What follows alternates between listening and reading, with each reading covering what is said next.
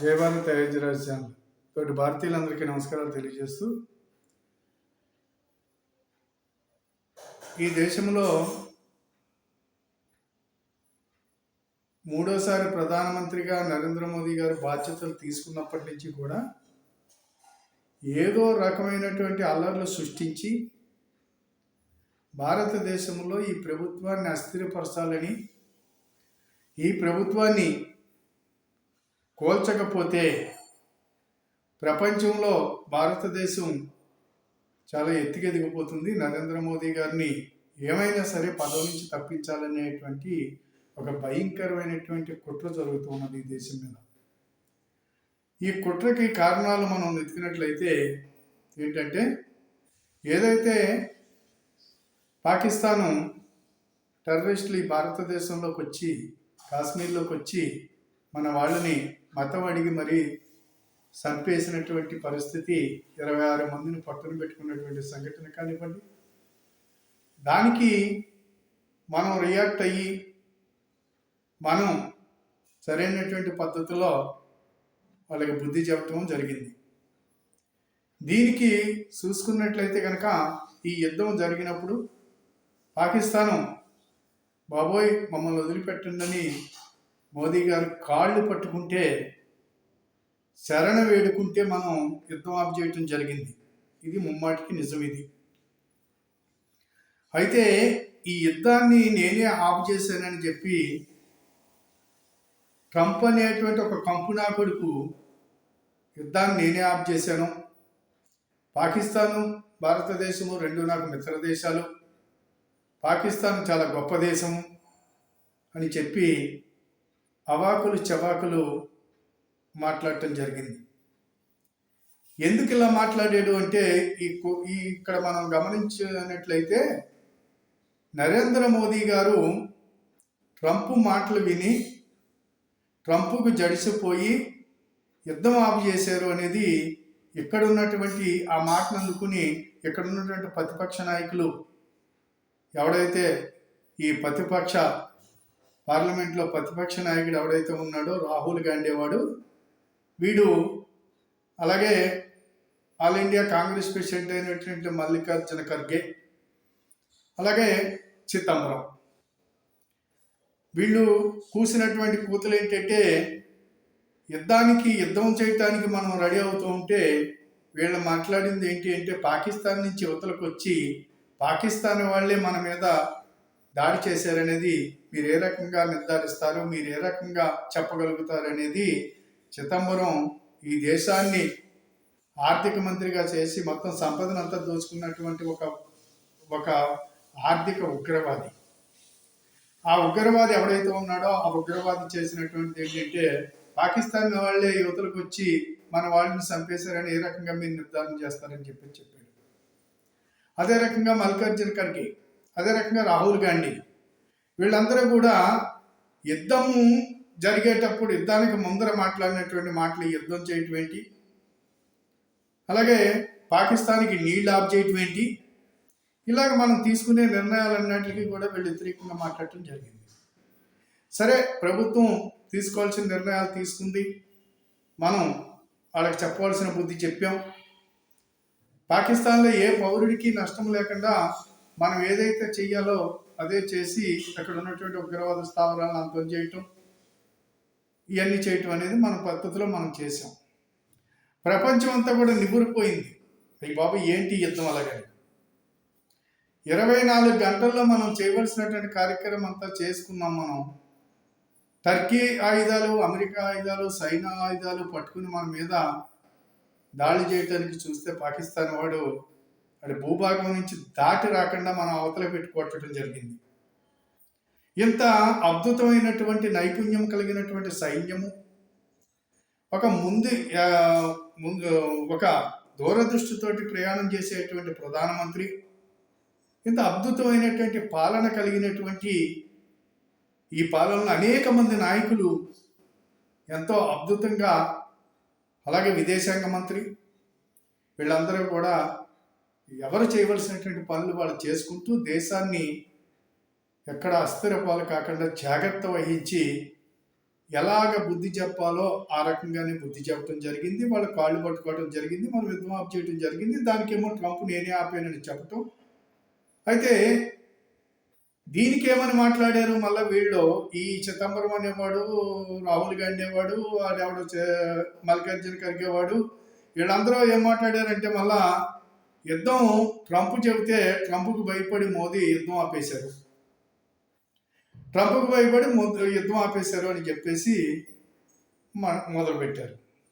అదే కాకుండా మీరు ఎన్ని డోన్లు మనకి కూలుకొని, ఎన్ని ఆయుధాలు మీరు ఉపయోగించారు, ఎంతమందిని మీరు చంపేశారు, ఈ రకమైనటువంటి అనేక రకాలైనటువంటి పద్ధతుల్లో వీళ్ళు మాట్లాడుకుంటూ రావటం అనేది జరిగింది. మరి ఎందుకు ఈ రకమైన కూతలు వీళ్ళు కూస్తున్నారు? ఏం మాట్లాడుతున్నారు వీళ్ళు? వీళ్ళకి ఆధారాలు కావాలట. రక్షణ వ్యవస్థ గురించి తెలియనటువంటి మూర్ఖులు వీళ్ళు ప్రతిపక్షంగా ఉండటం అనేది మన దౌర్భాగ్యం. అందుకు ప్రజలు గమనించాలి దీన్ని అంతటినీ కూడా. సరే, ట్రంప్ ఎందుకు ప్రకటించాడు ఇలాగని చెప్పేసి అనే దాని గురించి మనం మాట్లాడినట్టయితే, ట్రంప్ ఏంటంటే మోడీ గారిని భారతదేశంలో ఆయన్ని చులకన చేయాలి, ఆయన ఆవా తగ్గించాలి, ఆయన్ని అగౌరవపరచాలనేటువంటి ఉద్దేశంతో వాడు చేసినటువంటి ప్రకటన. అయితే దానికి ప్రపంచంలో అనేక వేదికల మీద మన విదేశాంగ మంత్రి, రక్షణ మంత్రి వీళ్ళందరూ కూడా ఏ రకంగా నువ్వు అసలు నీ అమెరికాకి ఎలాంటి సంబంధం లేదు, మన పైన ఏ రకమైనటువంటి పాకిస్తాన్కి మధ్య ఏ రకమైనటువంటి మూడో వ్యక్తిని ఇన్వాల్వ్ చేయడం అనేది ఇంపాసిబుల్, అది జరిగే పని కాదని చెబుతున్నప్పటికీ వాడి కూతులాడు కూస్తూనే ఉన్నాడు కంపుకొట్టుకుంటాను. దానికి ఇక్కడ ఉన్నటువంటి పార్లమెంటు శీతాకాల సమావేశాల్లో చూసినట్లయితే ఈ రాహుల్ గాంధీ గారు వీళ్ళందరూ కూడా పిచ్చెక్కినట్టు మాట్లాడటం అనేది జరుగుతూ ఉన్నది. దాన్ని వేసుకుని పాకిస్తాన్ వాడు మాట్లాడినట్టుగా రాహుల్ గాంధీ మన పార్లమెంట్లో మాట్లాడటం, అలాగే మల్లికార్జున ఖర్గే మాట్లాడటం, ఎన్ని రకాలుగా ఇది కరెక్ట్ కాదని చెప్పినప్పటికీ, ఇది వివరణ ఇచ్చినప్పటికీ, ఏం చేసామో అన్నీ మనకు చెప్పినప్పటికీ కూడా ఏదో రకంగా దీన్ని లీక్ చేసి మన యొక్క దేశ యొక్క రక్షణ వ్యవస్థని బట్టబయలు చేయాలనేటువంటి ఆలోచన ఈ రాహుల్ గాంధీ గారికి ఉందనేది ఇక్కడ మనం అర్థం చేసుకోవాల్సినటువంటి అవసరం ఉంది. కాబట్టి ఇవేవి కూడా వీళ్ళకి పారలేదు.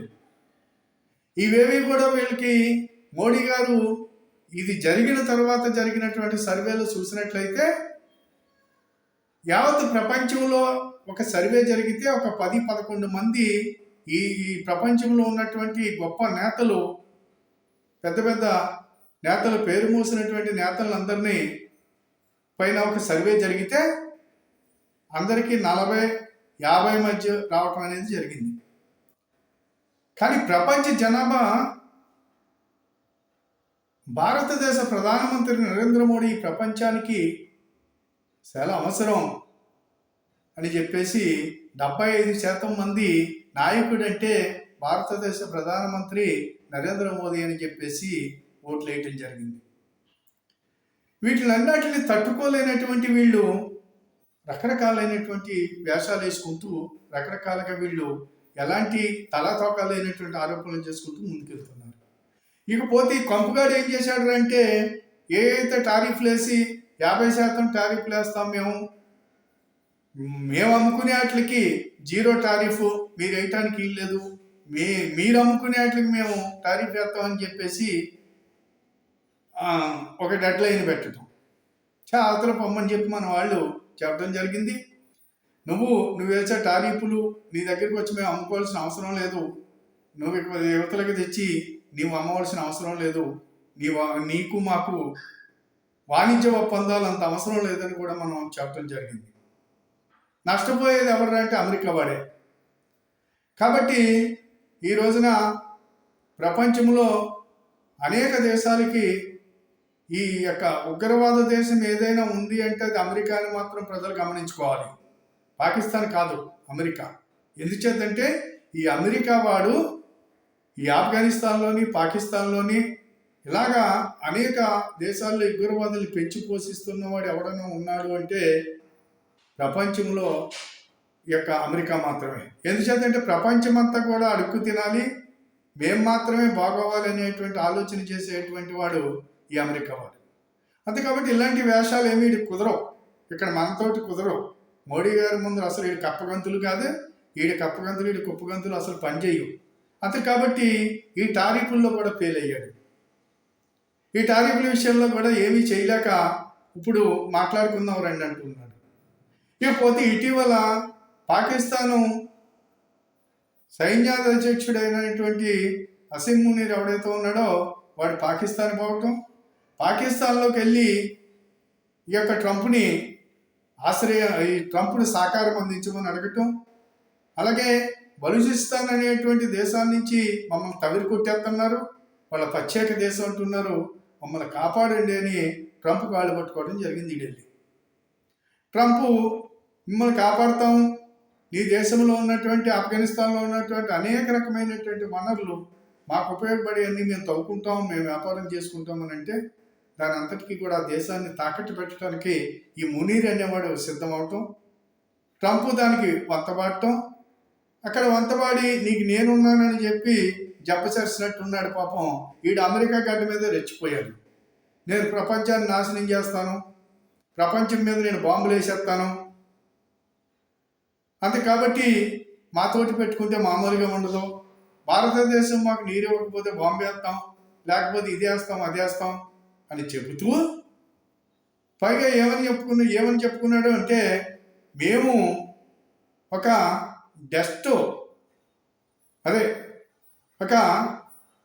డస్ట్ తోలుకునేటువంటి ఒక ట్రక్ లాంటి వాళ్ళు మేము, భారతదేశం ఒక ఇన్నోవా అని అనుకుందాం, ఇన్నోవా కార్ లాంటిది భారతదేశం. అంతే కాబట్టి మేము వెళ్ళి ఢీకుంటే మాకు పోయేది ఏమీ లేదు, మా చెత్త ట్రక్కే కదా, వాళ్ళది ఇన్నోవా కారు పోతుంది, అది నష్టం వాళ్ళకి జరుగుద్ది అనేటువంటి ఈ పద్ధతిలో కూడా మాట్లాడటం జరిగింది. నువ్వు చెత్తగాడివని ఒప్పుకున్నావు, అక్కడ నీ బతికేంటో ఒప్పుకున్నావు, కానీ ఈ ట్రంప్ ఎవడైతే ఉన్నాడో ఈ ట్రంప్ యొక్క పద్ధతుల్ని, ఈ ట్రంప్ని మామూలుగా ఆ తర్వాత ప్రపంచం అంతా కూడా ఈ కంపుగాడి మీద ఉమ్ములీయటం జరిగింది. దానికి భారతదేశం రియాక్ట్ అవటం, నువ్వు మాకు సమాధానం చెప్పవలసినటువంటి అవసరం ఉందని చెప్పి మనం గట్టిగా వాడిని ఖండించడం జరిగింది. ప్రపంచంలో అనేక దేశాలు ఈ కంపుగాడి చేసేటువంటి న్యూసెన్స్కి ఈనాడు అమెరికా ప్రజలే రివర్స్ అవటం, లక్షలాది మంది రోడ్ల మీదకి రావటం. అంతే కాబట్టి భారతదేశంతో తగాదా పెట్టుకుంటే ప్రపంచంలో ఏ దేశానికైనా ఏమి జరుగుతుందో అనేది గొప్ప చాణక్య నీతితోటి ఈ రోజున మన నేతలు నిరూపించారు. భారతదేశంతో ప్రపంచంలో ఎవరు కూడా ఈ దేశంతో పెట్టుకుంటే పతనం అయిపోతారు. అంతే కాబట్టి ఈ రోజున మనం ఎక్కడి నుంచో మనం చదువుకొనుక్కుంటే వీడెవడు మనకు ఆంక్షలు విధించడానికి. అంతే కాబట్టి వీడు అమెరికా వాడు బతుకు బస్టాండ్ అయిపోయింది. ఏ ట్రంప్ గారు కంపు కొడుతున్నాడు, అమెరికాలోని ప్రపంచంలో కంపు కొడుతున్నాడు.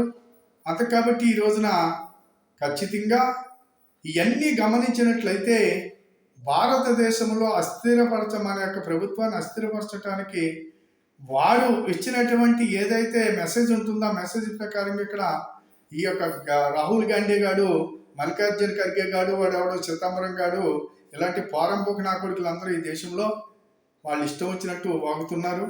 అలాగే ఓ పక్కన ఇటీవల చూసినట్లయితే కనుక వాటర్ సోరీ అంటూ బయలుదేరాడు. ఇవన్నీ అమెరికా వాడు చేయిస్తున్నాడు అనేది ఈ భారతదేశ ప్రజలందరూ కూడా గమనించవలసినటువంటి అవసరం ఉన్నది. అది కాబట్టి అక్కడి నుంచి వీడికి ఏ మెసేజ్ వస్తే ఆ మెసేజ్ని ఫాలో అవుతున్నాడు. బీహార్లో 65 లక్షల ఓట్లు తొలగింపు జరిగితే అక్కడ నా ఓటు పోయిందని ఏ ఒక్క ఓటరు కూడా కంప్లైంట్ చేయలేదు. అక్కడ చచ్చిపోని వీళ్ళు తీసుకొచ్చినటువంటి విదేశాల నుంచి తీసుకొచ్చి ఇక్కడ ఏర్పరచుకున్నటువంటి ఓట్లు, ఇలాంటి ఓట్లు ఏవైతే ఉన్నా అయిపోయినాయి. అంతే కాబట్టి దీన్ని ఒక పక్కిరిగా ఎన్నికల కమిషన్ ఎప్పుడు చేసేటువంటి పని అది చేసుకుంటూ పోతుంటే ఈ నా కొడుకులు చేసేటువంటి గందరగోళం ఏంటంటే ఏదో రకంగా భారతదేశాన్ని అస్థిరపరచాలి. అంతే కాబట్టి డీప్ స్టేట్ ఏమని డెడ్ లైన్ తీసుకుందంటే ఒక 12 నెలల్లో ఈ ప్రభుత్వాన్ని కూల్చాలని ఒక కంకణం కట్టుకుంది. భారతీయ జనతా పార్టీలో నుంచి ఎవరైనా ఒక 30-40 మంది బయటకు వస్తే వాళ్ళకి తాయిలాలు ఇచ్చి ఏదో రకంగా వాళ్ళని లోబర్చుకోవాలనేటువంటి ప్రయత్నం అయితే తీవ్రంగా జరుగుతుంది. భారతీయ జనతా పార్టీలోంచి ఏ ఒక్కడో ఆ రకంగా వెళ్ళటం అనేది జరిగే పనే కాదు. భారతీయ జనతా పార్టీలో ఉన్నటువంటి నాయకులు భారతీయులు. అంతే కాబట్టి భారతదేశం యొక్క మనుగడ గురించి, భారతదేశం యొక్క గౌరవం గురించి ఆలోచిస్తారే తప్ప వీళ్ళు వేసే వ్యక్తిగడలు మాత్రం సాగవు. అదొకటి. ఇకపోతే అనేక రకాల ప్రయత్నాలు అయితే 12 నెలల్లో దీన్ని పతనం చేయాలని ఒక డెడ్ లైన్ పెట్టుకున్నారు. ఆ రకంగా అనేక రకాల అల్లర్లు సృష్టిస్తూ ఉన్నారు. అలాగే ఇటీవల చూసుకున్నట్లయితే కనుక తెలంగాణలో మారివాడి గోబ్యాగ్ అనేటువంటి ఆడెవడో కంచాయిలి అనేటువంటి ఒక పోరంబోకి నా కొడుకు, అదే రకంగా అక్కడ ఎవడో శాంసన్ అనేటువంటి వాడు ఒకడు, వీళ్ళందరూ కలిసి మారివాడి గోబ్యాగ్ అనేటువంటి నినాదంతో అక్కడ అల్లరి సృష్టిస్తున్నారు. వీళ్ళకు కూడా అక్కడి నుంచి వచ్చినటువంటి ఆదేశాలు. అంతేకాదు ఈ దేశద్రోహుల మీద ప్రభుత్వం తగు చర్యలు తీసుకోకపోతే, ప్రభుత్వం కఠినంగా వ్యవహరించకపోతే, ఖచ్చితంగా వీళ్ళ దేశ బహిష్కరణ చేయకపోతే ఈ దేశంలో ఇంటి దొంగలు ఎక్కువైపోతున్నారు.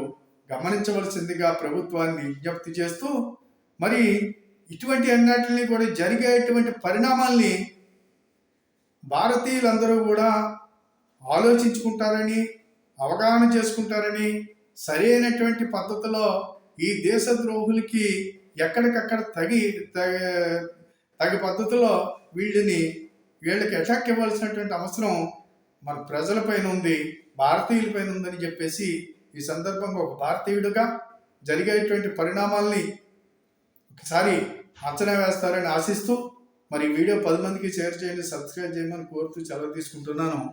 జై భారత్, జై హింద్.